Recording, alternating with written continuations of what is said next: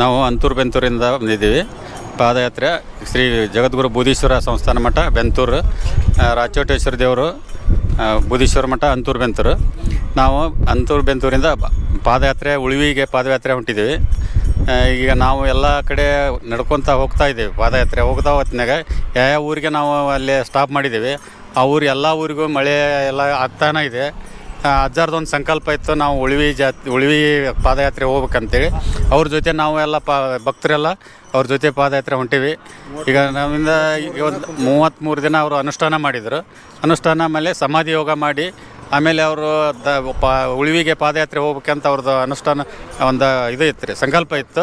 ಹೀಗಾಗಿ ನಾವು ಅವ್ರ ಜೊತೆ ನಾವು ಹೊಂಟಿದ್ದೀವಿ. ಈಗ ಈ ಎರಡರಿಂದ ಒಂದು 3000 ಜನ ನಾವು ಉಳಿವಿಗೆ ಪಾದಯಾತ್ರೆ ಹೊಂಟಿದ್ದೀವಿ ಸರ್. ಎಲ್ಲ ಕಡೆ ಭಕ್ತರು ನಮಗೆ ಸಪೋರ್ಟ್ ಮಾಡ್ತಾಯಿದ್ದಾರೆ. ಎಲ್ಲ ಪ್ರಸಾದ ಗಿದ ಯಾವುದೂ ಎಲ್ಲ ಪೊಲೀಸ್ ಸಿಬ್ಬಂದಿಯವರು ಎಲ್ಲ ನಮ್ಗೆ ಸಪೋರ್ಟ್ ಮಾಡ್ತಾಯಿದ್ದಾರೆ ಎಲ್ಲರೂ.